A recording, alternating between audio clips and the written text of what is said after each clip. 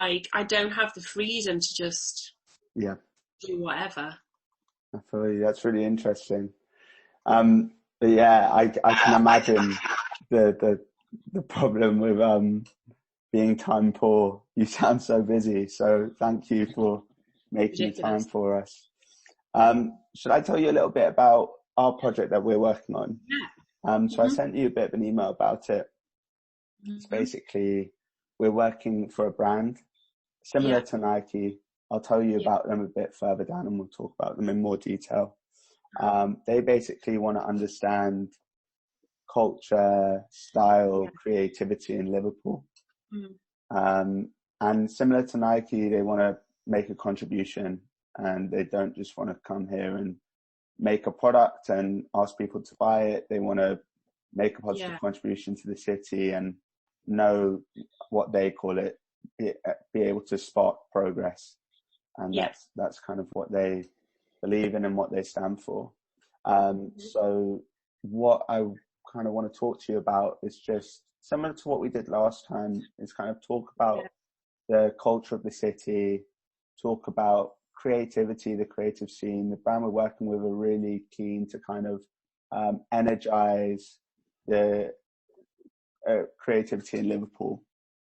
And also they really are keen to understand style in Liverpool. So the kind of quintessential Liverpool style, if there is, and then also kind of thinking about challenging that and how that kind of continues today or maybe how it differs. So those are a few of the areas we want to talk about. I guess one of the first areas to discuss just more broadly is like talking about the character of Liverpool, which is something that we've talked about before. But just talking about it a little bit, I mean,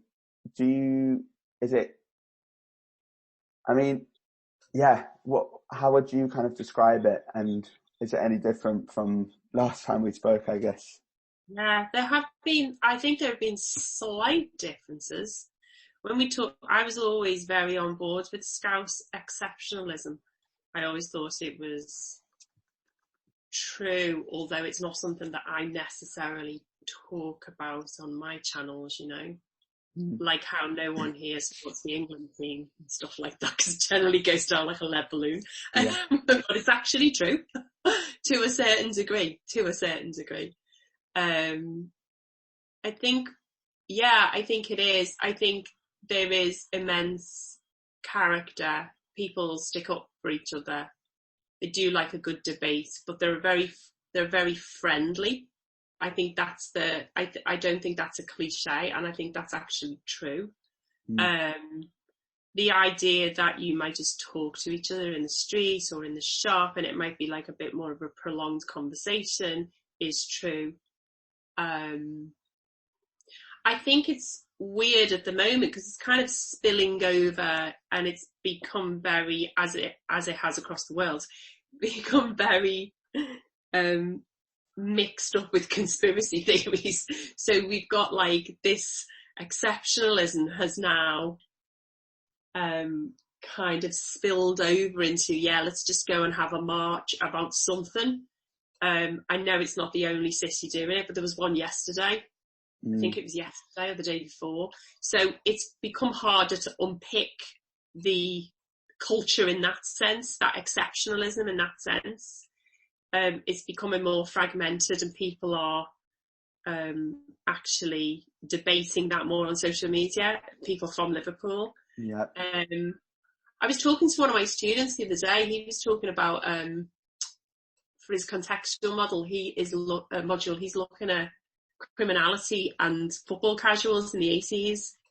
And I said, you know, it's quite interesting. You know, obviously we talked about Marcus Rashford and he was on the Vogue cover and we were talking about that. I said, what's quite interesting is when you see charities like An Hour for Others at the moment in Liverpool, and there's another one, it's an acronym, I can't remember what it's called, but, you know, Spirit of Shankly and all of those groups, they're those casuals from the 80s. They're the same people. And he was like, really? I said, you've got men in in their 50s and 60s. They're the same people doing things for their communities. And I thought that was quite